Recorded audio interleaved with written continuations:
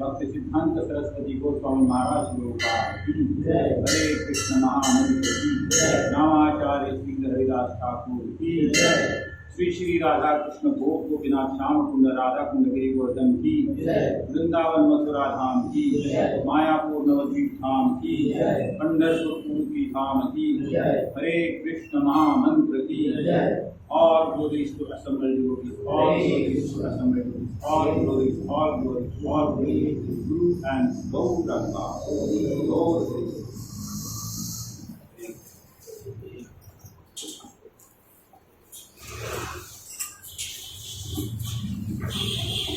Om Namo Bhagavate Vasudevaya. Om Namo Bhagavate Vasudevaya. Narayanam Namastutyam. Narayanam Namastutyam. Naram Chaiva Narottamam. Naram Chaiva Narottamam. Devim Saraswati Vyasam. Devim Saraswati Vyasam. Tato Jaya Mudirayet. Tato Jaya Mudirayet. Nashtaprayeshu avadreshu. Nashtaprayeshu avadreshu. Nityam Bhagavata Sevaya. Nityam Bhagavata Sevaya. Krishnaya Vasudevaya.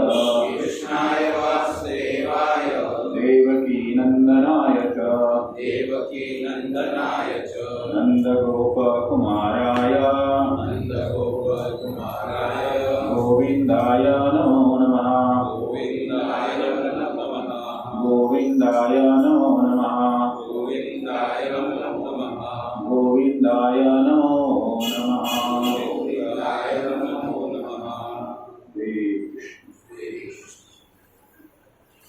तो आप सभी भक्तजनों का हार्दिक स्वागत है। आप अपना कीमती समय निकालकर कृष्ण कथा सुनने के लिए यहाँ पर उपस्थित हुए हैं। तो अंतर्राष्ट्रीय कृष्ण भावनामृत संघ की तरफ से आप सभी का हृदयपूर्वक स्वागत करते हैं। तो आज का जो विषय है वो किसने पढ़ा है? आज का विषय जगन्नाथ मिश्र जी का महोत्सव। तो उनका जो उत्सव है उसके बारे में चर्चा करेंगे, क्योंकि आज ही वो दिन है। जगन्नाथ मिश्र का महोत्सव का दिन आज है, जो गौर पूर्णिमा के दूसरे दिन आता है। कल हम सभी ने गौर पूर्णिमा बहुत उत्साहपूर्वक सेलिब्रेट किया और ये पूरी विश्व भर में सेलिब्रेट होता है बहुत धूमधाम से।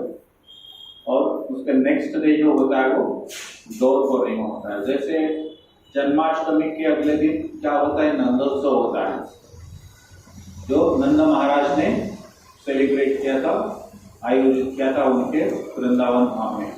उसी प्रकार चैतन्य महाप्रभु के जो पिताजी है जगन्नाथ जी मिश्रा, उन्होंने नवद्वीप में इस कार्यक्रम का आयोजन किया था उनके पुत्र की प्राप्ति के अवसर पर। तो उसके बारे में चर्चा करता है। इसलिए आज का दिन भी बहुत ही महत्वपूर्ण है, जितना कल का था। तो हम बहुत आगे चले कि आप यहाँ पर श्रवण करने के लिए उपस्थित हुए, तो हम थोड़ा उसके ऊपर आगे चर्चा करेंगे। ओम ज्ञानतिमिरान्धस्य ज्ञानाञ्जनशलाकया चक्षुरुन्मिलितं येन तस्मै श्रीगुरुवे नमः। श्रीचैतन्यमनोभीष्टं स्थापितं येन भूतले स्वयं रूपाकरामह्यं ददाति स्वापदान्तिकं। वन्देऽहं श्रीगुरु श्रीकापदकमलं श्रीगुरुं वैष्णवांश श्रीरूपं सागरजातं सहगना रघुनाथान्वितं तं सजीवम् आद्वैतं सावधूतं परिजनासहितं कृष्णचैतन्यदेवं श्रीराधा कृष्णप्रधान सहगना ललिता श्रीविशाखान्वितं च श्रीकृष्णा करुणा सिन्धु दीनबन्धु जगत्पते गोपेशा गोपिकान्त राधाकान्त नमोस्तुते। तप्तकाञ्चना गौराङ्गी राधे वृन्दावनेश्वरी वृषभानुसुते देवी प्रणमामि हरिप्रिये। कान्ताकल्पतरुभ्यश्च कृपासिन्धुभ्यैव च पतितानां पावनेभ्यो वैष्णवेभ्यो नमो नमः। जय श्री कृष्ण चैतन्य प्रभु नित्यानंद श्री अद्वैत गदाधर शिवासादि गौर भक्तवृंद। हरे कृष्णा कृष्णा कृष्णा हरे हरे, हरे राम राम राम हरे हरे। हरे कृष्णा कृष्णा कृष्णा हरे हरे, हरे राम राम राम हरे हरे। हरे कृष्णा कृष्णा कृष्णा हरे हरे, हरे राम राम राम हरे हरे। हरे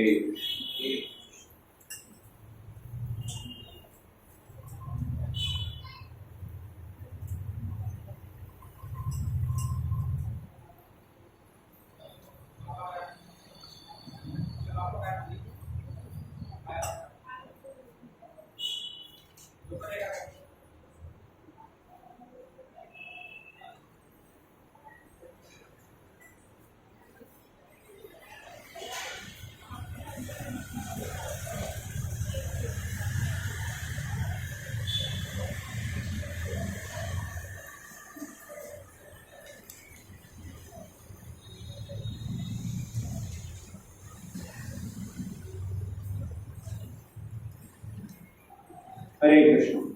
तो चैतन्य महाप्रभु जी का इस धरती पर जो अवतरण हुआ, आगमन हुआ, वो साल था 1460 शके प्लस 76, दैट इज 1484। उस साल को उनका ये धरती पर नवद्वीप धाम में आगमन हुआ। जब उनका आगमन हुआ तभी आप सभी जानते हैं फाल्गुन महीने की पौर्णिमा का दिन था, और उस दिन क्या था, चंद्र ग्रहण भी था। तो ग्रहण जो है जनरली हम लोग ऑस्पिशियस नहीं मानते, मतलब ग्रहण के काल में बहुत सारी चीजें नहीं करनी होती है, गतिविधियां नहीं करनी होती है, कुछ रिस्ट्रिक्शंस होती है। तो उस दिन रात को उनका अवतरण हुआ। तो लेकिन ग्रहण का दूसरा ये होता है कि उस दिन क्या होता है, सब लोग कीर्तन करते हैं, महामंत्र का कीर्तन करते हैं, दान धर्म करते हैं, जिसका बहुत पुण्य मिलता है लोगों को, और स्नान भी करते हैं जब ग्रहण का विधि जो काल जो है वो छूटता है तभी। तो उस हिसाब से भले वो अमंगल है, लेकिन मंगल की क्या होती है, शुरुआत होती है, अमंगल खत्म होते हैं। तो चैतन्य महाप्रभु ने अपने अवतरण के लिए ये तिथि चुनी थी, ताकि ये धरती के ऊपर जो भी अमंगल है उसका नाश होके मंगलमय जो वातावरण है, भक्ति के लिए उपयुक्त वातावरण, उसकी शुरुआत हो। ये भगवान का जो लीला होता है, ये हमें ऐसा समझना चाहिए कि ऐसा इसी तिथि को अवतरण क्यों हुआ, ये जगह क्यों हुआ। ये सारी चीजें जब समझेंगे तब हमें उनके प्रति आकर्षण उत्पन्न होगा। तो हम लोग भी सत्संग में जाते हैं, कथा सुनते हैं, श्रवण करते हैं, ये हर चीज का जो उद्देश्य होता है वो भगवान के प्रति हमारा आकर्षण बढ़ाना है। तो चैतन्य महाप्रभु ने ये विशेष दिन चुना था, और जिस दिन आप सभी जानते हैं पूनम का जब रात होता है तब कैसा वातावरण होता है, चांद का जो मधुर जो प्रकाश है वो पूरी जगत के ऊपर छाया हुआ होता है, एक मंद मंद प्रकाश होता है, और एक बहुत आह्लाददायक वातावरण होता है। भले ग्रहण हो, लेकिन जो वातावरण होता है वो आह्लाददायक होता है। और पूरी दुनिया में जहाँ जहाँ पर भी कृष्ण के भक्त थे वो हरिनाम का कीर्तन कर रहे थे, क्योंकि वो ग्रहण का काल था, पौर्णिमा का दिन था। और उसी दिन जो अद्वैत आचार्य है, अगर आप कुछ दिन पहले हमने अद्वैत आचार्य का जो लीला है, उनका महत्व है, उसके बारे में भी एक बार इधर ही वर्णन किया था। आप चाहे तो वीडियो एक बार देख सकते हैं कि दोनों का क्या है, लिंक है। अद्वैत आचार्य ने ये प्रयोजन किया था, चैतन्य महाप्रभु के अवतरण के लिए आवाहन किया था, तो उसका पृष्ठभूमि ये है। तो हम कोइंसिडेंटली हम उसी को आगे बढ़ा है ऐसा हम सोच सकते हैं। तो अद्वैत आचार्य ने भी अपने घर पर अद्भुत तरीके से कीर्तन किया, उनके साथ हरिदास ठाकुर स्वयं शामिल थे। और उसके बाद अद्वैत आचार्य ने गंगा के नदी के तट पर जाके वहां पर स्नान किया, और जितने भी वहां पर उपस्थित ब्राह्मण थे उनको बहुत सारी धनराशि दान के स्वरूप में प्रदान की। तो ये पूरा ये मंगलमय वातावरण था। तभी हरिदास ठाकुर और अद्वैत आचार्य इनके बीच में एक संवाद हुआ। हरिदास ठाकुर ने बोला कि मुझे बहुत कुछ शुभ लक्षण दिख रहे हैं, आप जिस प्रकार से संकीर्तन किए, जिस प्रकार से दान धर्म किए, जिस प्रकार से स्नान किए, और पूरी जो नवद्वीप मायापुर धाम है इसमें सारे भक्त लोग जिस हिसाब से ये कर रहे हैं, मुझे कुछ बहुत ही अच्छे लक्षण दिख रहे हैं। और फिर उसके पश्चात वहां पर श्री चैतन्य महाप्रभु का अवतरण हुआ। श्री चैतन्य महाप्रभु की ये नवद्वीप धाम में योगपीठ नाम की जगह है। आप में से कितने लोग गए हैं योगपीठ? हरे कृष्ण। तो ये एक करीब अपना मायापुर का जो चंद्रोदय मंदिर है उससे जस्ट 1.5 किलोमीटर पे है योगपीठ, जहाँ पर एक्चुअल चैतन्य महाप्रभु का अवतरण हुआ। तो वहां पर उनका जो घर है जगन्नाथ मिश्रा जी का, वो एक नीम के पेड़ के नीचे था, इसलिए उनको निमाई भी बोलते हैं। एक दूसरा पेट नेम बोलते हैं निमाई। तो उस तरफ अवतरण हुआ वहां पर। तो इस प्रकार ये अवतरण हुआ। लेकिन भगवान का अवतरण जो होता है वो साधारण नहीं होता है। मतलब किसी घर में बच्चा पैदा होता है ऐसा नहीं होता है। भगवान का सभी जानते हैं क्या होता है, एक स्पेशल अपीयरेंस होता है और वो कभी अकेले नहीं आते हैं। कोई भी बड़े व्यक्ति आते हैं तो उनके लिए बहुत सारे इंतजाम किए जाते हैं। आइदर वो करवाते हैं या उनके जो पार्षद है वो खुद करते हैं कि वो चाहते हैं कि हम जिनको चाहते हैं उनका अवतरण जो साधारण नहीं लगे। जैसे प्राइम मिनिस्टर किसी एरिया में आते हैं तो वहाँ पर सिक्योरिटी में इंस्ट्रक्शंस आते हैं, वेलकम करने के लिए उनके कार्यकर्ता आते हैं, मिनिस्टर्स आते हैं, बहुत सारी चीजें होती है, बहुत सारी चीजें होती है, क्योंकि उनका अपीयरेंस स्पेशल लगना चाहिए। यहाँ पर चैतन्य महाप्रभु का अपीयरेंस भी साधारण नहीं था। तो सबसे पहले उन्होंने क्या किया, अपने पार्षदों को पृथ्वी लोक पर भेजा। तो उनके जो कृष्ण लीला में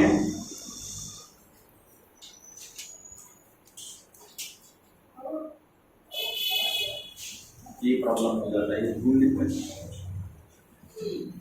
कृष्ण लीला में जब नंद बाबा के पिताजी थे उनका नाम था पर्जन्य। ये नाम थोड़े याद रखने में होगा। पर्जन्य राजा वहां पर मशहूर राजा थे। तो भगवान कृष्ण ही स्वयं है, तो उन्होंने वो पर्जन्य को उपेंद्र मिश्रा के नाम से, जो पश्चिम बंगाल है आज का बांग्लादेश, वहां पर उनका अवतरण पहले किया। और उपेंद्र मिश्रा के 7 संतान थे, वो 7 भाई लोग थे। उनमें से एक थे जगन्नाथ मिश्रा, और जगन्नाथ मिश्रा जो है वो साक्षात नंद बाबा थे। जगन्नाथ मिश्रा एक बहुत ही मशहूर वहां पर प्रसिद्ध व्यक्ति थे, जिनको एक पुरंदर किताब दिया था वहां के लोगों ने, क्योंकि एक वरिष्ठ वैष्णव थे और सारे विधि विधानों का पालन करते थे। मतलब एक आचरण से जो भी हम बोलते हैं एक आदर्श उन्होंने प्रस्थापित किया था उस जगह पर। तो उनका इस योगदान के लिए वहां पर उनको पुरंदर नाम से वो विख्यात थे वहां पर।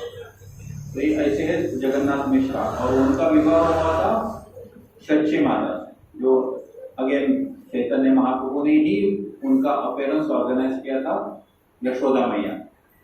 तो ये सारे जो है, ये सारा वर्णन अगर आप एक गौर गणोदेश दीपिका नाम का ग्रंथ है उसमें ये सारा वर्णन है। कौन सा इनकारनेशन कलयुग में हुआ है फ्रॉम द्वापर युग, ये सारा वर्णन है। नाम क्या? गौर गणोदेश दीपिका।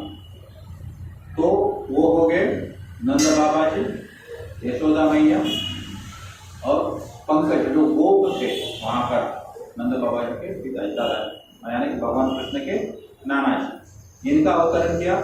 सिर्फ परिवार ही नहीं, उन्होंने अपने गुरुजनों को भी धरती पर अवतरित किया, जिसमें कौन थे? माधवेंद्रपुरी, ईश्वरपुरी और अद्वैत आचार्य। अद्वैत आचार्य जिन्होंने ही भगवान को अवतरण के आह्वान किया, उनको भी भगवान कृष्ण चैतन्य महाप्रभु ने इस धरती पर अवतरित किया था। उनके स्वयं गुरु जो थे वो ईश्वरपुरी, केशव भारती, माधवेंद्रपुरी, ये सारे हरिदास ठाकुर अपने जो पार्षद है उनको वो बंगाल की जो भूमि नवद्वीप वहां पर अवतरित किया था। और उसके बाद लीला के स्वरूप में अद्वैत आचार्य ने जब देखा नवद्वीप जो है वो मशहूर था संस्कृत के लिए, संस्कृत स्कॉलर्स पूरी दुनिया से वहां पर पूरे हिंदुस्तान से भरे हुए थे, मगर कैसे वो कर्मकांड में गए, कैसे फिर अद्वैत आचार्य ने आह्वान किया, ये सारी कथा अद्वैत आचार्य का जो महिमा है उसके अंदर आता है, वो आप देख सकते हैं। तो ये पार्ट एक हो गया अद्वैत आचार्य। जैसे कुछ दिन पहले हमने अंतर्गत और बाह्य स्वरूप के कारण, इसके ऊपर भी आई थिंक सेशन हुआ था कुछ 15 दिन पहले, वो भी देख सकते हैं। तो वो बाह्य रूप से क्या कारण थे भगवान का अवतरण का, अंतर्गत रूप से क्या था, उसको भगवान कृष्ण और राधा रानी इनका एक्सपीरियंस करना था, इसलिए वो संयुक्त अवतार है भगवान कृष्ण और राधा रानी का। उस दिन केशव चंद्र प्रभु ने बहुत अच्छे से बताया, वो भी आप देख सकते हैं। हम वो रिपीट नहीं करेंगे, आप वीडियो में बहुत ही अच्छा बताया उन्होंने, तो वो भी देख सकते हो। तो ये एक लीला है। तो उन्होंने ये सारा जो आयोजन किया अपने खुद के अवतरण के लिए। और इस प्रकार फाल्गुन मास की जो पूर्णिमा थी उस वक्त उनका इस धरती पर नवदीप धाम में अवतरण हुआ।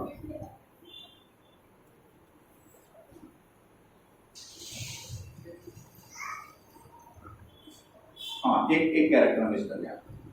शची माता के पिताजी थे नीलांबर चक्रवर्ती।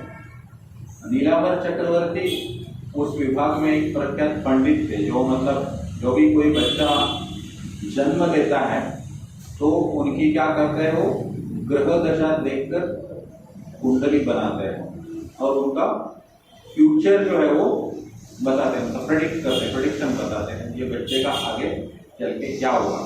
वो भी कौन से गर्गमुनि के अवतार थे। गर्गमुनि जिनका भगवान कृष्ण का भविष्य स्वयं गर्गमुनि ने बताया था, वो गर्गमुनि शची माता के पिता के रूप में अवतरित हुए। और उन्होंने जो बताया चैतन्य महाप्रभु के बारे में वो बहुत महत्वपूर्ण है, ये जानने लायक। तो उन्होंने बताया ये जो भी बालक है ये पूरे विश्व भर में हरे कृष्ण महामंत्र का प्रचार करेगा, जितने भी पतित है उनका उद्धार करेगा, उनको अपनी कृपा प्रदान करेगा। किसने बताया था? ये नीलांबर चक्रवर्ती ने। यहाँ पर एक श्लोक आता है जो इस प्रकार, नदिया उदयगिरी पूर्णचंद्र गौरहरि। नदिया उदयगिरी, नदिया नाम का क्या है, इलाका है, एक एरिया है पश्चिम बंगाल में।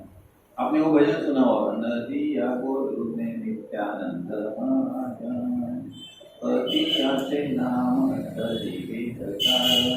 नदिया गोरु में नित्यानंद महान।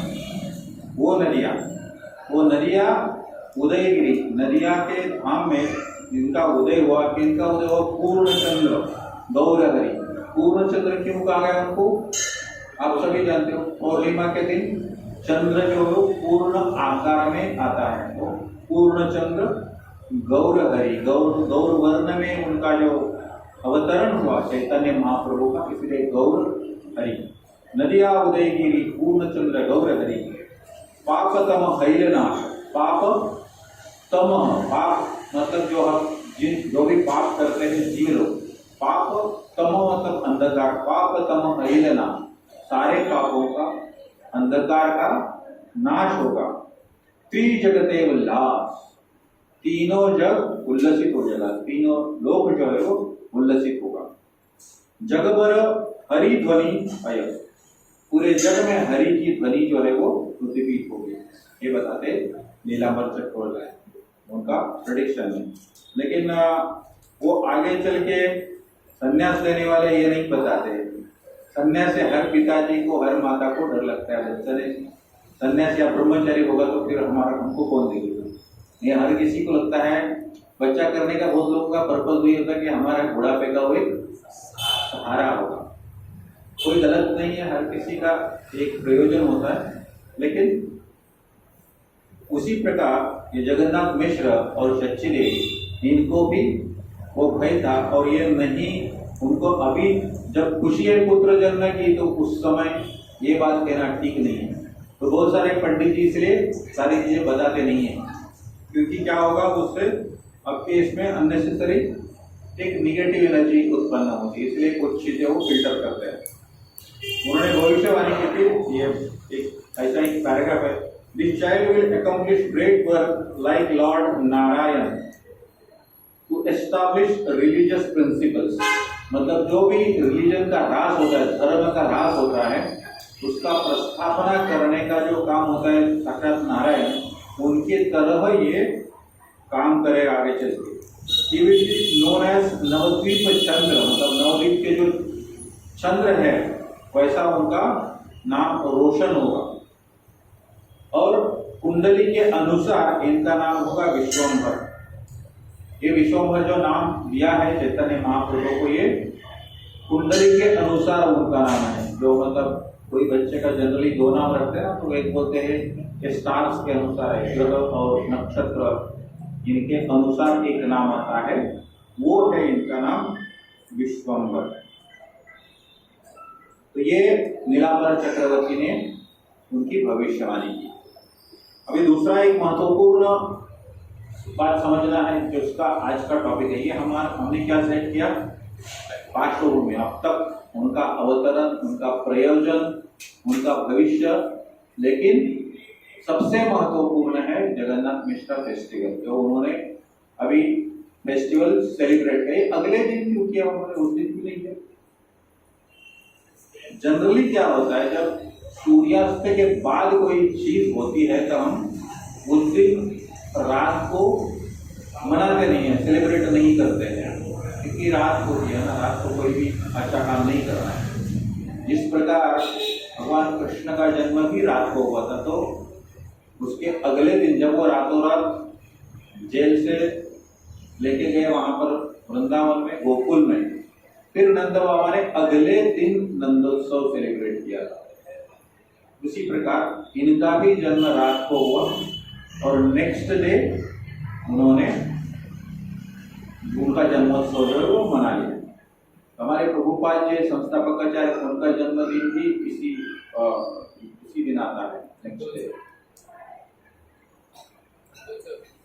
हाँ, नंदोत्सव का कुछ एक दो दिन उधर है, उसका कुछ तो रिलेशन है उसका। तो कमिंग बैक, सो यहाँ पर इसलिए उन्होंने वो जो उत्सव है वो अगले दिन सेलिब्रेट किया उन्होंने। तो ये सेलिब्रेशन के दौरान उन्होंने उनकी कृपा से जितनी भी दौलत उनके घर में आई थी, वो सारी दौलत इसमें दान कर दी। सब ब्राह्मणों में जितना था वो सब दान कर दिया खुशी के मारे। एक्चुअली थोड़ा पीछे जाएंगे हम, उनको ये पुत्र के पहले 7 कन्याओं का प्राप्ति हुई, लेकिन एक भी कन्या जो है वो जीवित नहीं रही। हर एक कन्या का जन्म के तुरंत बाद उनका मृत्यु हो गया, तो इसलिए उनको संतान नहीं थी, इसलिए काफी वो दुखी थे। और उसके पश्चात उनको एक पुत्र हुआ, उसका नाम था विश्वरूप, पहला वाला। और वो विश्वरूप भी काफी गुणी था, लेकिन जब विश्वरूप बड़ा हो रहा था तभी उनको ये और एक पुत्र की प्राप्ति हुई। जब 1406 में भगवान कृष्ण ने शची माता के गर्भ में जब प्रवेश किया, तब उनका जो स्वरूप था एकदम उनका कॉम्प्लेक्शन चेंज हो गया। फिर उनके जो पिता थे जगन्नाथ मिश्र, वो काफी मशहूर हो गए हैं। पहले से तो एक अच्छे वैष्णव थे, लेकिन उनको जितना मान सम्मान मिल रहा था पूरे नवदीप धाम में, वो अचानक ऐसा बढ़ गया। लोगों का मान सम्मान, घर में जो भी धन वृद्धि होना है वो सब हो रहा था, तो उनको कुछ महसूस हो रहा था कि कुछ तो अच्छा होने वाला है। और तभी एक बार उनको सपना आया, सपनों में उन्होंने साक्षात भगवत धाम का भी दर्शन किया। तभी वो शची माता को बताने लगे कि मुझे कुछ बहुत ही अच्छे अच्छे संकेत मिल रहे हैं। तो ये जो संकेत, अगर आप फिर महाभारत देखेंगे तो भगवान कृष्ण के जन्म के पहले भी यही हो रहा था वासुदेव और देवकी के साथ, वही इनके साथ भी हो रहा था। तो शची माता भी खुद एक प्रफुल्लित महसूस कर रही थी, वो भी जगन्नाथ मिश्रा के साथ अपना जो अनुभव है वो शेयर कर रही थी। और इस प्रकार हम वापस आगे आते ही अवतरण उनका हुआ। यह अवतरण होने के बाद जो उत्सव होता है वो है जगन्नाथ मिश्रा त्योहार। तो उसमें क्या क्या होता है, ये सारा दान पुण्य का कार्यक्रम होता है, जहाँ पर पूरे जो नवद्वीप वासी है उनको उन्होंने आनंदित कर दिया। लेकिन सबसे महत्वपूर्ण होता है जिसको क्या बोलते हैं, जात संस्कार।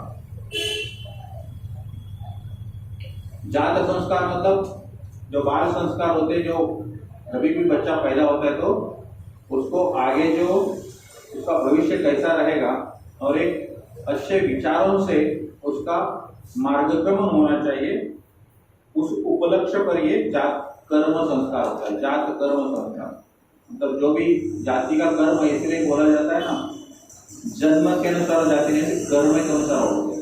तो पहले ऐसा था कि जब भी जन्म होता है तो उसको कर्म का जो है वो उसको जब जन्म हो तभी से उसके ऊपर वो ये किया जाता है, उसका रोपण किया जाता है ताकि उसको आगे प्रॉब्लम नहीं हो, जो भी प्रिंसिपल्स में फॉलो करना है।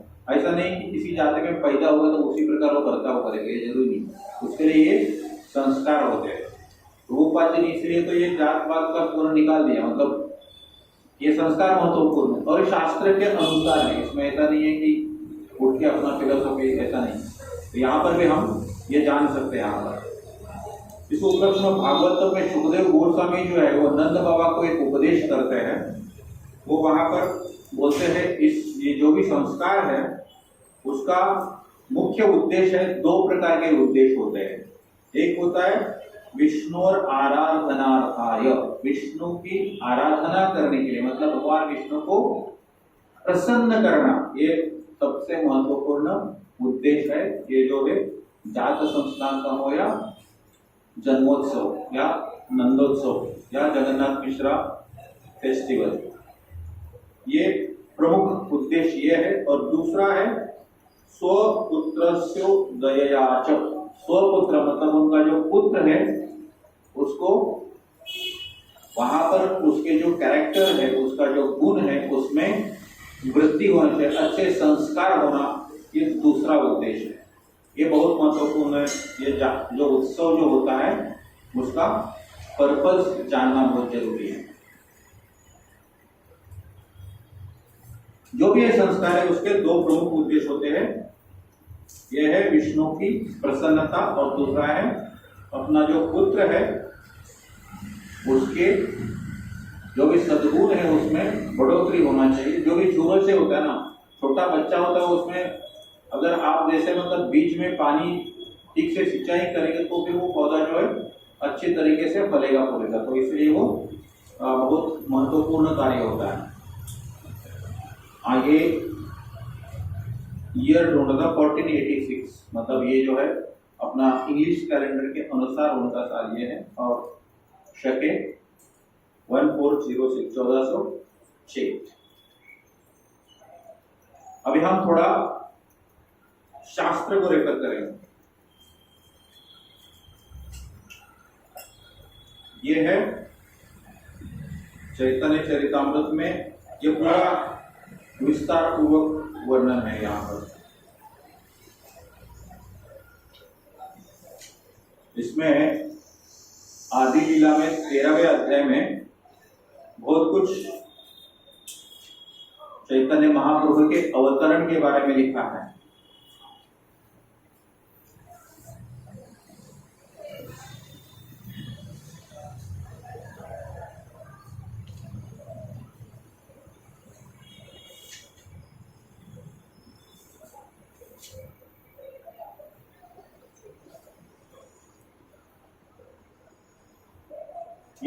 ये श्लोक है सब। पुत्र माता स्नान दिने दिल वस्त्र विभूषणे, पुत्र माता स्नान दिले दिल वस्त्र विभूषणे, पुत्र सह मिश्रेर सम्मानी, शची मिश्रेर पूजालया, मनेशे हरीशया, घरे आईला सीता ठाकुरानी। अब यहाँ पर ये श्लोक थोड़ा सा महत्वपूर्ण है। जो क्या करता है, अद्वैत आचार्य और जगन्नाथ मिश्रा इनका जो रिलेशन है इसको ये करता है। तो अद्वैत आचार्य के महिमा के समय हम थोड़ा इसके ऊपर नहीं कर सकते, अभी कर सकते हैं। तो इसका अनुवाद इस प्रकार है, जिस दिन चैतन्य महाप्रभु का अवतरण हुआ उसी दिन सीता देवी मतलब अद्वैत आचार्य की पत्नी, उन्होंने हर प्रकार के आभूषण नए जो बालक है उसको उपहार के तौर पर प्रदान किए। इसमें बहुत ही डिटेल में वर्णन है, क्या कुछ लाया था उन्होंने ये भी पूरा लिखा है। यहाँ पर देखिए क्या क्या लिखा है। सोन्यात मढवलेली वाघ नखे, मतलब गोल्ड प्लेटेड जो वाघ का टाइगर का क्लॉज, कटिवर बांधण्याचे रेशमी सूत्र, रेशमी मतलब जो कमर के ऊपर जो बांधते खड़दोरा जिसको बोलते हो, कर चरण के अलंकार। कर मतलब हाथ, चरण मतलब पाँव, हाथ, हाथ का जो बाली रहता है, पाए का पंजर रहता है, और रेशमी साड़ी, रेशमी अंगडे, घबडे, वस्त्र, साऱ्या बहुत विस्तारपूर्वक लिखा है। तसेच सुवर्ण, सुवर्ण मतलब गोल्ड, रजत, मुद्रा, विविध प्रकार का धन, ये पूरा उपहार के स्वरूप पर उन्होंने दिया। इससे पता चलता है कि अद्वैत आचार्य जो है वो भी कोई सामान्य व्यक्ति नहीं थे, बहुत ही आज के भाषा में बोले तो पैसे वाले थे, धनवान थे मायापुर में।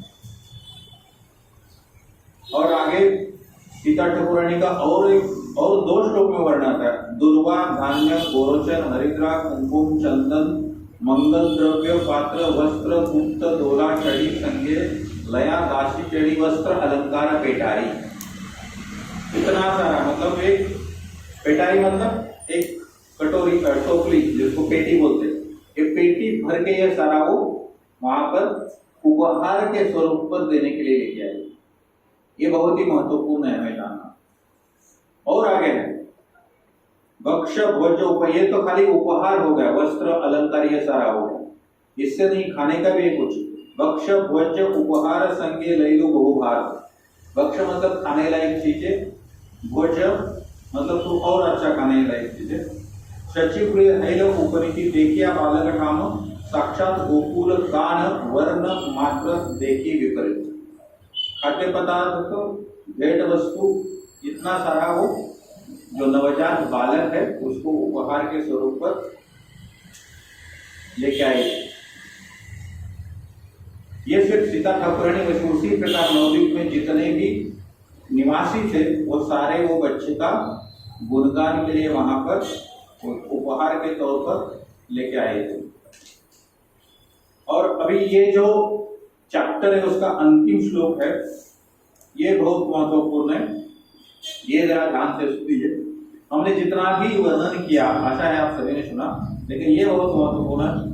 पाया मनुष्य जन्म ये ना सुने गौर गुण, हे न जन्म तारा व्यर्थ है।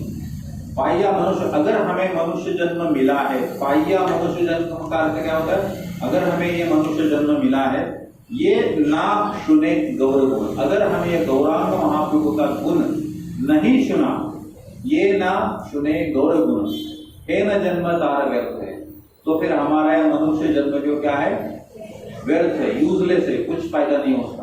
अगर हम गौरांग महाप्रभु का ये जन्म या उनके बारे में कुछ भी नहीं सुने तो।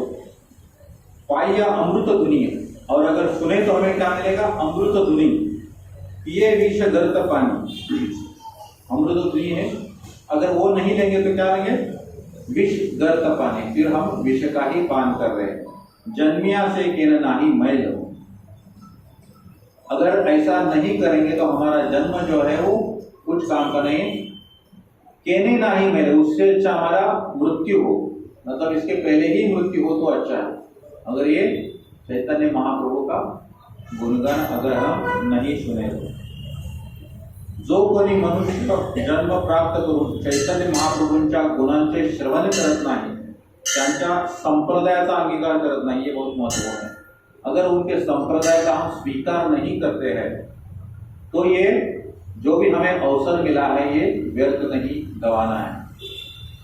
मनुष्य जन्म होके अगर हम ये संप्रदाय से नहीं जुड़ सकते हैं तो ये जन्म कुछ काम का नहीं, बिकॉज जन्म जो है उसका उद्देश्य यही होता है, क्योंकि हमारा ये जो जीव है वो 84 लक्ष योनि में घूमता है। भगवत गीता में भगवान कृष्ण बोलते हैं, ये जो भी 84 लाख योनि में हमारा जो हर एक योनि में हर एक जीव में मैं स्थित हूँ। ईश्वर सर्वभूतानां हृदय शरीर्जुन तिष्ठति, सर्वभूतों के शरीर में मैं खुद ईश्वर के रूप में उपस्थित हूँ। भ्रामयन सर्वभूतानि यंत्रारूढ़ानि माया, भ्रामयन सर्वभूतानि, ये सारे जो भी भूत है, भूत मतलब हम सारे भूत के भूलोक के वासी भूत। भ्रामयन, हम क्या करेंगे? भ्रमण करेंगे, भ्रामयन् सर्वभूतानि यंत्रारूढ़ानि मायया। यंत्र के ऊपर आरूढ़ होकर हम क्या करते हैं, घूमते हैं। मतलब हम हमारी स्कूटर लेके थाना स्टेशन जाएंगे, वहां से ट्रेन में बैठेंगे, फिर टैक्सी करेंगे, बस करेंगे, ये सारे यंत्र है। इसके ऊपर बैठ के हम क्या करेंगे, सारे दुनिया का सफर करेंगे, कभी फ्लाइट में यहाँ वहां। उसी प्रकार ये जो जीव है ये हर एक शरीर में प्रवेश करके पूरे 84 लाख योनि में घूमता है। जिस प्रकार हमारा देह इस पृथ्वी के ऊपर जितने भी 185 देश है वो सारे देशों में घूम सकता है, लेकिन है हम एक। लेकिन ये दुनिया छोड़ने के लिए हमें प्रयास करना होगा, नहीं तो कितना दिन घूमते रहेंगे हम। व्हीकल जो यंत्र है उसको कितना चेंज करेंगे, और उसका अवसर जो है वो हमें चैतन्य महाप्रभु ने दिया है। भगवान कृष्ण भगवद गीता के अंत में बोलते हैं, सर्वधर्म परित्यज्य माम एकम शरणं व्रज अहम तम सर्व पापेभ्यो मोक्ष इष्यामि मा शुचः। मतलब सारे धर्म का त्याग करो और मेरी शरण में आओ, फिर मैं तुम्हारा उद्धार करूंगा, इसमें कोई संशय नहीं है। मा शुचः, इसमें कोई संशय व्यक्त मत करो। लेकिन होता क्या, हम शरणागत होते नहीं है, और वो जो विधि है वो कठिन होती है। अच्छा है हमें वो हम उस युग में नहीं है, हम आज के युग में हैं। तो भगवान कृष्ण ने तो ये बताया, पूरा भगवद गीता में उन्होंने ये ज्ञान दिया। भगवद गीता में क्या ज्ञान है, ईश्वर, आत्मा, परमात्मा, सृष्टि, ये सारे का रिलेशन, इंटर रिलेशनशिप, आपस में आदान प्रदान किस प्रकार होता है, और कौन किसके ऊपर किस प्रकार से क्या बोलते डिपेंडेंट होता है या कनेक्टेड होता है, ये सारे का वर्णन भगवद गीता में दिया है। और भागवतम में भगवान के जितने भी धाम है, अवतार है, वो सारे का बहुत ही विस्तार पूर्वक वर्णन है। लेकिन हमारे जैसे छोटे जीव को भगवद गीता भी मुश्किल पड़ती है, भागवतम तो और मुश्किल है, क्योंकि सारे अवतारों का ज्ञान करना, उसके धाम का वर्णन, ये गोलोक धाम कैसे है, वैकुंठ कैसे है, ये पूरा वर्णन है। वहां जाने का विधि भी बताया। मतलब जिस प्रकार आप समझिए, एक स्कूल में टीचर रहता है, जो कुछ टीचर रहते हैं खड़े रह के सिर्फ पढ़ाएंगे आपको, पूरा किताब पढ़ के, खुद भी टैलेंटेड होते हैं, लेकिन कभी कभी किसी डफर स्टूडेंट को जो मंद बुद्धि होता है उसको ये बातें समझ में नहीं आती और वो परीक्षा में फेल होते रहते हैं। ये सब फेल्योर का कैटेगरी है। हम यहाँ पर जो बैठे हैं वो घड़ी घड़ी फेल होने वाले का कैटेगरी है। और उसमें से एक विद्वान टीचर होता है, वो क्या करता है, आपके बाजू में आके, तुम्हारा हाथ ठीक से घूमता नहीं है, नोटबुक में या पुराने जमाने में स्लेट हुआ करता था, तो कुछ टीचर है, कुछ हमने भी देखे, वो अपना हाथ पकड़ के बताते हैं कि आप कैसा लिख पाओगे। तो वो जो टीचर का रोल है वो हम तुलनात्मक दृष्टिया समझने के लिए बोलते हैं कि चैतन्य महाप्रभु का रोल है। उन्होंने इतना आसानी से हमें बताया कि किस प्रकार हम हरिनाम का जाप करके, भगवान का याद करके भगवत धाम पहुंच सकते हैं। तो ये बहुत ही महत्वपूर्ण है। चैतन्य महाप्रभु का जो भी रोल है ये हमें समझना बहुत आवश्यक है, तो ही तो हम कुछ उसमें प्रगति कर सकते हैं, कुछ आगे बढ़ सकते हैं। जब तक ये समझेंगे नहीं तब तक हम कुछ करेंगे नहीं। इसलिए हम ये सत्संग में आते हैं, उनकी लीला सुनते हैं, और तभी फिर हमें क्या होता है, एक उत्सुकता, एंग्जाइटी, क्या बोलते हैं उसको, ये उत्पन्न होती है कि ये जानना चाहिए। सुन तो रहे हैं लेकिन उसके बारे में जानने की एक उत्सुकता निर्माण होती है। सिर्फ सुनने से नहीं होता है, कुछ लोग सुन के छोड़ देते हैं, ऐसे भी लोग होते हैं। लेकिन जो भी शार्प होते, बुद्धिमान होते, वो जानना चाहते हैं, मायापुर धाम ऐसा है, बहुत कुछ ऐसा है, हाँ ठीक है होगा। लेकिन कुछ जो भक्त है उनको लगता है नहीं, आप जाके देखना चाहिए, कुछ ना कुछ तो होगा। इतना लोग तारीफ कर रहे हैं तो जाके देख तो लेते, कम से कम अच्छा हो या पूरा, लोग हमें खुद को एक्सपीरियंस होगा। लेकिन जब तक हम उसके बारे में जानने का प्रयास नहीं करेंगे तब तक हम उस तरफ बढ़ नहीं सकेंगे। तो भगवान की तरफ जाना है तो हमें भगवान के बारे में जानना ही पड़ेगा, और जानने की अलग अलग विधि है। आप श्रवण कर सकते हैं, कीर्तन कर सकते हैं, फिर सारे शास्त्रों का अध्ययन कर सकते हैं, भगवान के मंदिर में जाके सेवा कर सकते हैं, बहुत कुछ करने के लिए तो बहुत कुछ। सिर्फ क्या है, हमारी जो इच्छा है उधर गड़बड़ हो जाता है, मतलब दैट इज मोस्ट इम्पोर्टेंट। तो ये और ये उपलक्ष्य में मैं सोचा थोड़ा हम आज का दिन है उसका थोड़ा सही इस्तेमाल कर सकते हैं। तो आज का जो विषय था यहाँ तक था, सोचा थोड़ा श्लोक के स्वरूप में भी बताए जो बहुत महत्वपूर्ण है। ये श्लोक के आगे और एक श्लोक अभी याद आया मुझे, जो हमने बोला ना, अमृत धुनी पाई मनुष्य जन्म। मनुष्य जन्म में हमें ये लेना चाहिए, अगर नहीं लेंगे तो क्या होगा, ये और अगले श्लोक में बताया।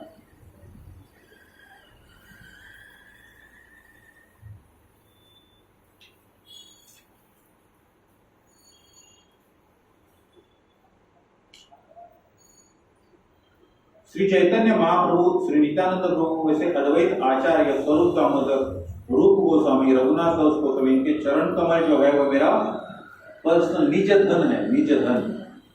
इसलिए इनके जो चरण है वो मेरे सर के ऊपर धारण करता हूँ, और चैतन्य महाप्रभु के अवतरण का ये जो प्रसंग है इसका वर्णन करता हूँ। ये कौन बोला है? कृष्णदास कविराज गोस्वामी, जिन्होंने ये पूरा चैतन्य चरितामृत की रचना की।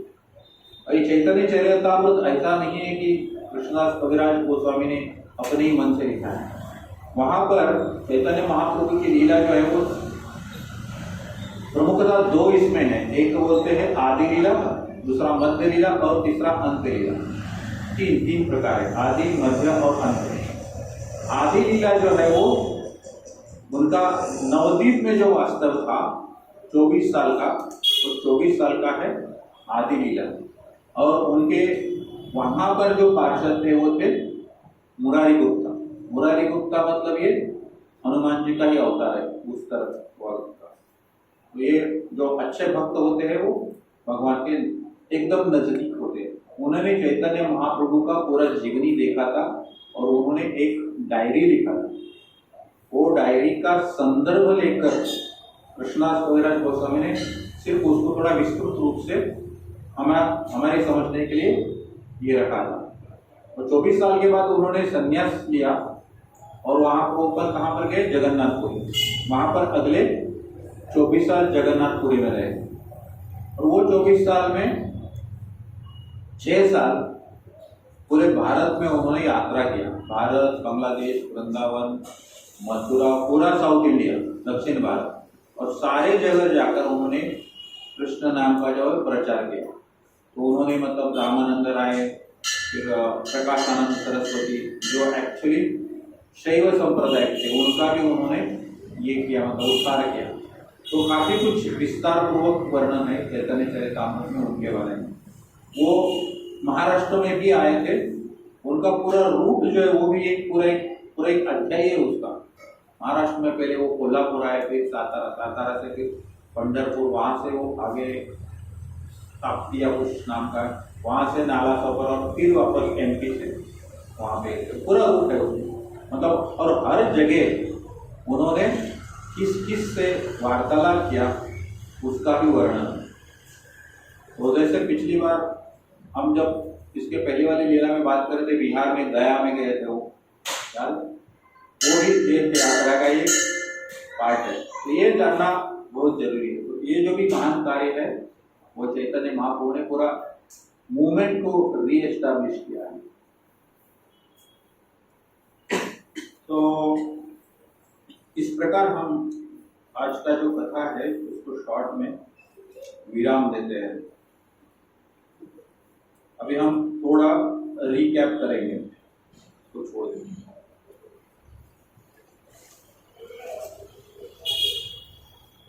हम कहाँ पर थे, शुरुआत कहाँ से की हम? उनका अवतरण से शुरुआत की। उन्होंने जो दिन चुना, फाल्गुन मास पौर्णिमा और नवद्वीप धाम, और उन्होंने अपने अवतरण के पहले अपने जो भी पार्षद है उनको इस धरती लोक पर अवतरित करवाया, जिसमें उनके परिवार वाले और गुरु भी शामिल थे। परिवार वालों में उनके पिताजी दादाजी से लेकर वो सब उन्होंने सेटिंग किया था वहां पर। और अपने गुरु के गुरु माधवेंद्रपुरी जो है वो उनके गुरु ईश्वरपुरी के गुरु है। फिर जिन्होंने आह्वान किया अद्वैत आचार्य, उनका भी उन्होंने इसके पहले अवतरण किया। तो ये हो गया दूसरा भाग। तीसरे भाग में हमने क्या देखा? जगन्नाथ मिश्रा फेस्टिवल। तो ये पुत्र के प्राप्ति के बाद जो भी किया जाता है विधि, एक तो होता है जात संस्कार, और जात संस्कार के प्रमुख दो उद्देश्य होते हैं। एक होता है विष्णु की आराधना, भगवान कृष्ण की आराधना, ताकि उन्हें हम प्रसन्न करें। और दूसरा जो भी शिशु है, जो भी बालक है, उसके हर संस्कार है और उनके हर क्षेत्र में प्रगति है, फाइनेंशियली कहो, इंटेलेक्चुअली कहो, सारे तरह। ये दूसरा उद्देश्य होता है। तो ये जो संस्कार है जगन्नाथ मिश्रा ने अपने बालक के भविष्य के लिए आयोजित किया था, जिसमें उन्होंने बहुत सारे धन वृद्धि पूरे ब्राह्मणों ने प्रदान की, दान के रूप में सबको बांट दिया। उन्होंने ये सोचा नहीं कि आगे क्या होगा, ये मेरा बच्चा है, यही सब कुछ मेरी धन दौलत है, ये सोच के उन्होंने पूरा कुछ दान धर्म किया। और वो खुद जो है एक वरिष्ठ वैष्णव है, जिनका आचरण उस एरिया में कोई भी कर सकता है। और दूसरा उसी तरह हमने अद्वैत आचार्य का जो योगदान है महाप्रभु के अवतरण है, उसके बारे में थोड़ा चर्चा किया था। कैसे नवदीप धाम में पूरे हिंदुस्तान से संस्कृत के विद्वान वहां पर आते थे। तो ये बात का हमने वर्णन किया। उसके आगे अंत में हमने क्या देखा कि चैतन्य महाप्रभु का जो जीवन चरित्र है, जैसे पहले 24 साल जो है वो नवदीप में रहे और वहां पर उन्होंने पूरे भक्ति का जो हरिनाम का प्रचार किया। उनसे सबसे निकट पार्षद थे उनके मुरारी गुप्ता, जिन्होंने उनकी डायरी लिखी। 24 साल के बाद वो कहाँ पर गए?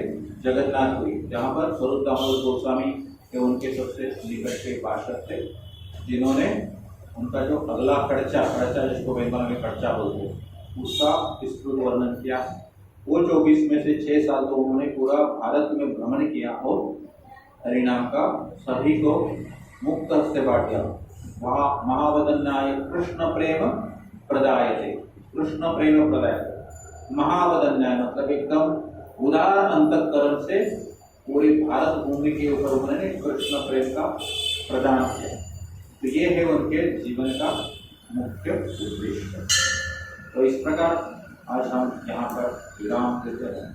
आप सभी ने इतना शांतिपूर्ण तरीके से श्रवण किया और इसलिए आप सभी का बहुत बहुत धन्यवाद। और जो भी इस कथा का श्रवण करता है उसे चैतन्य महाप्रभु के चरणों का आश्रय प्राप्त होता है। ये शास्त्र कहता है, मैं इनकी कहता हूँ। ये आखिरी जो श्लोक है वो हमने पढ़ा, तो ये कृष्णदास कविराज गोस्वामी जी, इनकी असीम कृपा है कि जिन्होंने हम जैसे पतित जीवों के लिए इसका रचना की। कृष्णदास कविराज गोस्वामी की जय, श्री चैतन्य महाप्रभु की जय, हरे कृष्ण महामंत्र की जय, हरे।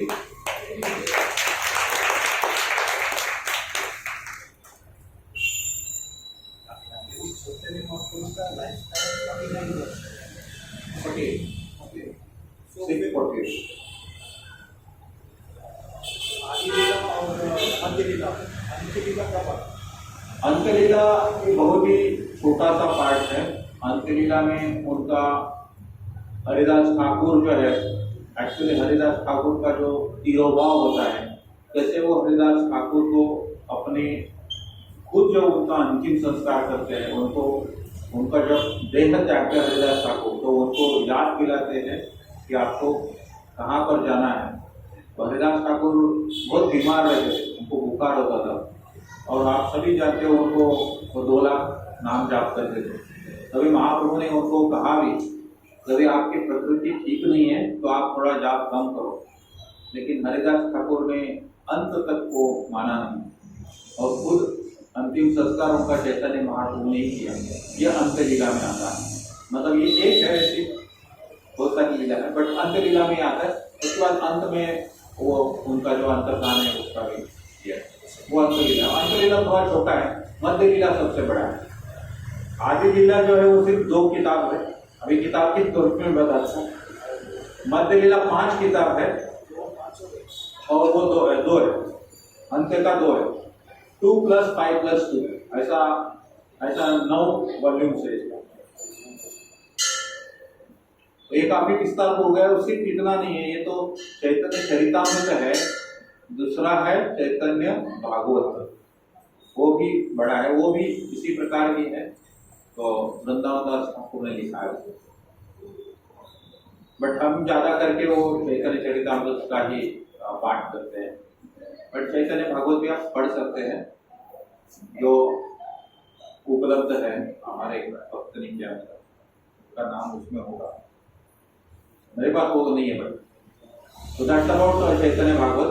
बट हमारे लिए चैतन्य चरितामृत भी इतना भी करे तो भी ठीक है, करे तो अच्छा ही है, लेकिन इतना होते होते आधी जिंदगी निकल जाती है।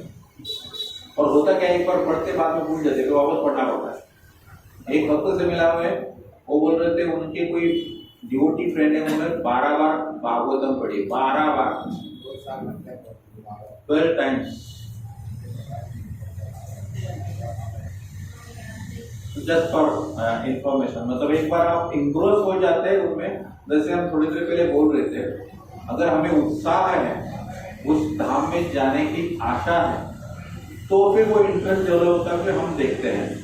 इसके पहले अगर आप फिल्म में को कुछ फॉलो करते रहेंगे, तो एक चांदनी मूवी आई थी, कोई बच्चे ने कुछ 55 बार देखी थी, वो एक ही मूवी 55 बार। अपना अपना पैशन है, वो हिसाब से परस्यू करते हैं। अरे और कुछ एक महामंदिर में स्पेशल है, every jiva has to go through 84 lakh rupees, right. ऐसा तो नहीं होता है बीच में बाईपास करके ह्यूमन फॉर्म में आ सकते हैं, अच्छा काम किया, अच्छा काम किया। नहीं, ह्यूमन फॉर्म जो लास्ट होता है, मतलब आप सब घूमते घूमते, एक क्या प्रमोशन है ना, ट्रायंगल आप समझाओ, नीचे से ऊपर जाते हैं, सीईओ जैसा होता है ना, you have to cross every, you have to cross, promotion होते होते जाते हैं ना। कभी अगर आप एक्स्ट्राऑर्डिनरी देखा जाए तो बाईपास हो सकता है, दैट में भी पॉसिबल।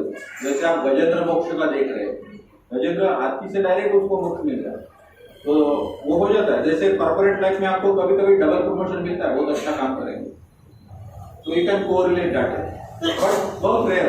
क्योंकि 84 लाख में से आपके 2-3 बचे तो भी कितने बचे, maximum you can consider that 84 lakh पूर्ण करके आपको ये मिलता है। ये इसलिए बोलते हैं एक रेलवे का जंक्शन है, यहाँ पर अगर आप सही ट्रैक मिला तो आप आपके दाम हो, एक गलत हो गया तो पता नहीं कितना घूमोगे। भक्ति में रहे तो फिर भी अगला जन्म मनुष्य का मिलेगा, इसकी गारंटी कुछ है नहीं। भक्ति में रहे तो जनरली मिलता है, अगला जन्म मनुष्य का मिलता है, गारंटी तो नहीं, बट आप एक अच्छे से करोगे तो भगवान इतना तो देख लेते कि आपको एक सिर्फ मनुष्य नहीं, आप अगले जन्म में अच्छे से भक्ति कर पाओगे, इस हद तक आपको वो मिलता है, उसका बेनिफिट उतना तो मिलता है।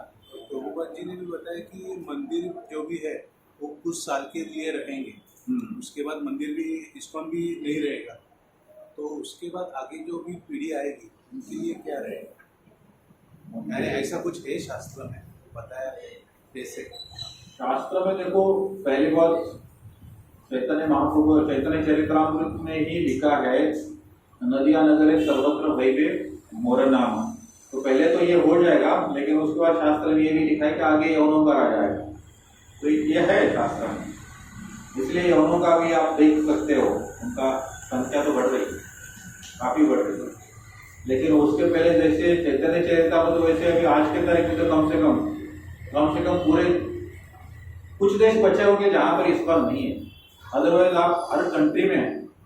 ये तो सिर्फ इस्कॉन है, बट ऐसे पंथ तो दूसरे भी है, वहाँ पर हमको उसमें जाना नहीं है, राइट है रॉन्ग है क्या है, लेट अस नॉट डिस्कस। जो भी हमारा प्रमाणित है उसके अनुसार अगर फॉलो करेंगे तो भी काफी है। लेकिन एक बहुत ही हम सौभाग्यशाली है कि हम हर देश में हमें उसका एसोसिएशन प्राप्त होता है। अफ्रीका जैसे देश में भी इस्कॉन के फॉलोअर्स है, सब जगह में। पाकिस्तान में 12 सेंटर, पाकिस्तान, चाइना में है, थाईलैंड, फिजी, मॉरिशस, कोई देश बचा नहीं। मतलब जितने हमको पता है, कंबोडिया में भी, कंबोडिया नहीं, मंगोलिया, कंबोडिया तो ठीक है, मंगोलिया में भी, तो जितने हम देश का नाम सुनते हैं वहां पर इस्कॉन है। ये ऐसे ही नहीं फैला है, बहुत मेहनत किया है, बहुत मेहनत किया है। आप वो पढ़ेंगे ना प्रभुपाद लीलामृत, तो उसमें भी काफी कुछ वर्णन है। उलासिनी माता जी का एक है, उसमें एक डिवोटी का तो ये हुआ था कि क्या हो गई, क्योंकि आप प्रचार करें और राजा को पसंद नहीं, उसके लिए राजा था अफ्रीका में, तो डिवोटीज ने अपनी जान तक कुर्बान कर दी है। वैसे हम तो कुछ नहीं कर रहे, हम थोड़ा कुछ हुआ तो भी हम नाराज हो जाते हैं, या तो हमें क्या होता है, अभिमान आता है, अभी मेरा दीक्षा हो गया, मेरा ये हो गया, तो तुरंत अभिमान आ जाता है। अभी कल मंदिर में सब सारा गेट बंद था, गेट नंबर 1 तक मैं गया, तो आप पुजारी क्या, तुरंत लग रहा, बट वैसा नहीं होना चाहिए। तो वो जो मान होता है वो बिल्कुल नहीं होना चाहिए।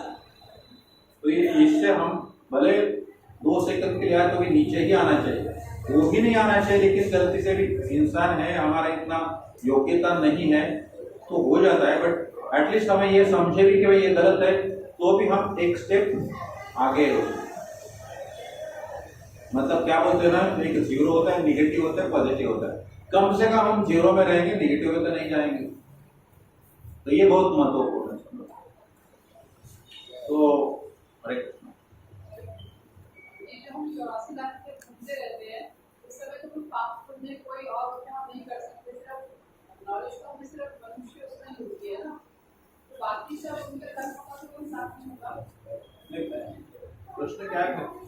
वो बोल रहे हैं कि conscious wise humans are the most conscious, हम फॉलो कर सकते हैं। बाकी होने में तो उनको ये कॉन्शियसनेस नहीं है, वो तो पाप करते ही जा रहे हैं। बराबर।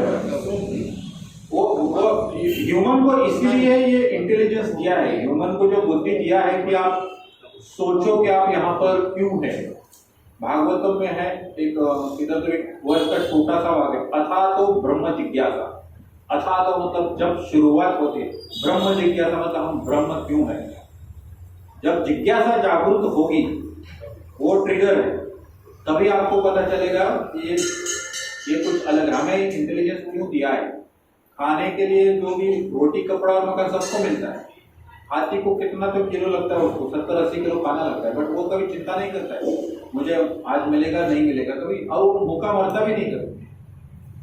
तो कहने का तात्पर्य है कि खाने पीने की चिंता करनी नहीं चाहिए। इसके अलावा कुछ तो है जो हमें एक्स्ट्रा दिया गया है, जिसको बोलते हैं एक कॉमन सेंस कहो या बुद्धि कहो। ये बुद्धि में इंसान को सोचना चाहिए कि हम इस पृथ्वी तल पर है क्यों। जब हमको पता है यहाँ पर से हमको गुजरना है, मृत्यु ये निश्चित है। दयाल चंद्र मुझे हमेशा बोलते थे, बर्थ डेट डेट का कोई ठिकाना नहीं है, डेथ कभी भी आ सकती है। ये सब पता होने के बावजूद भी हम क्या होते, फंसते रहते हैं। और जिस दिन आपको ये पता चलेगा कि मेरे जीवन का उद्देश्य कुछ तो अलग है, ये जो भी है ये नहीं है, मतलब क्या बोलते हैं, तो जो 4 चीजें हैं, सेंस ग्रेटिफिकेशन इन शॉर्ट हो, आहार निद्रा भय मैथुन। आहार निद्रा भय मैथुन यही सिर्फ उद्देश्य नहीं है, इसका कुछ अलग है। ये जब जिस दिन आपको समझेगा उसी दिन आप एटलीस्ट कम से कम इंसान हो, नहीं तो एक इंसान के शरीर में जानवर है, बिकॉज फिर उसमें और आप में फर्क ही नहीं है ना। ये बहुत महत्वपूर्ण है। थैंक यू माता।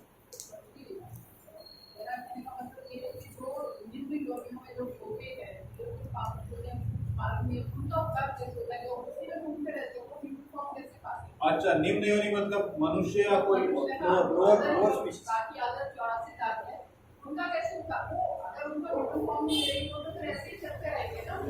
करेक्ट। हाँ, वो निम्न योनि में बहुत होते हैं, तो उनका भी ऊपर आने के लिए कुछ तो प्रभु की कृपा होनी चाहिए। जैसे दामोदर में बोलते हैं ना, थोड़ी सी इच्छा और भगवान की कृपा, वो बहुत महत्वपूर्ण है। लेकिन वो नॉर्मल रहना चाहिए उनको, जो भी है जनरली उनको ये होता है। लेकिन जब उनका भी वक्त आता है, तब जैसे हमारा भी कभी ना कभी प्रमोशन हो गया, वैसे उनका होता है। उनको तो बुद्धि है ही नहीं, तो वो अपने हिसाब से करते हैं। इसलिए 14 लाख हम इसलिए उधर सारे योनि में घूमते आते हैं, और थोड़ा थोड़ा आपको उसमें प्रमोशन होते जाता है। मतलब एक जंगली कुत्ते से एक पालतू कुत्ता हो जाएगा, थोड़ा इंसान का हो जाएगा, सेवा करेगा, एक स्टेप आप ऊपर चलते जाते हैं। उसी प्रकार हम एक मनुष्य का शरीर मिलता है, ये बहुत महत्वपूर्ण है। उसके लिए आपको जो पैरामीटर्स मिलेंगे वो महत्वपूर्ण है। जैसे कुत्ते का उदाहरण आप सोच सकते हैं, तो वो तो आपके मतलब जो भी कर्म होगा उसके पहले का, उसके अनुसार आपका डेवलपमेंट होगा।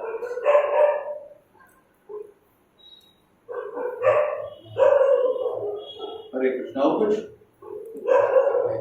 Thank you, nice question. Ground है अभी क्या करना?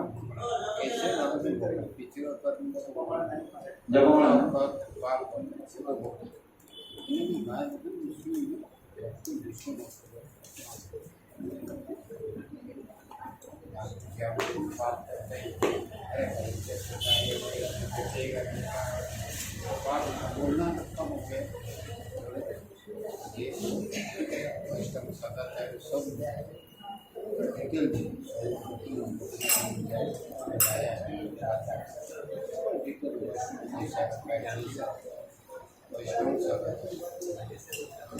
फिर 5 मिनट कीर्तन करते हैं।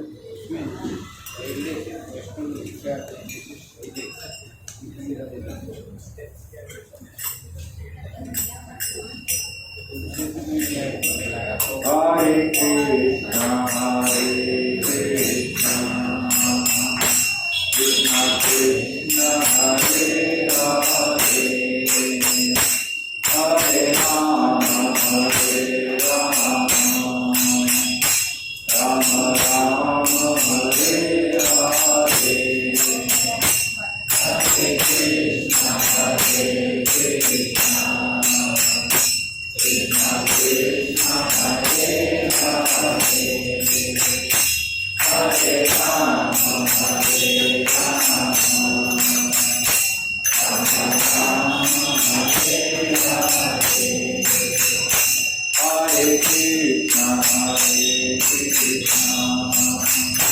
कृष्णा कृष्णा हरे हरे, हरे राम राम राम हरे हरे,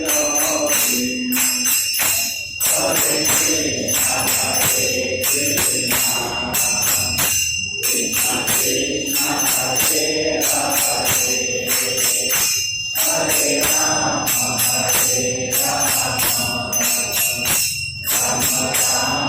हरे हरे, हरे कृष्णा कृष्णा कृष्णा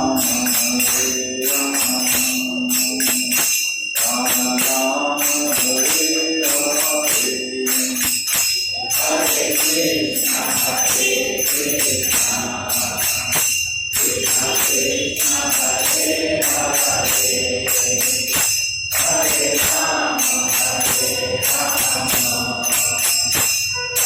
राम हरे हरे, हरे कृष्णा कृष्णा कृष्णा हरे हरे, हरे राम राम राम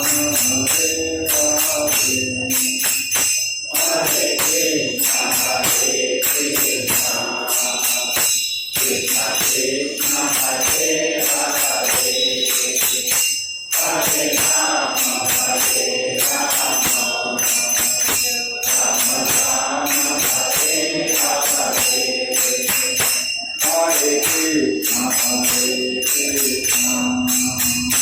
कृष्णा कृष्णा हरे हरे, हरे राम राम राम हरे हरे, हरे कृष्णा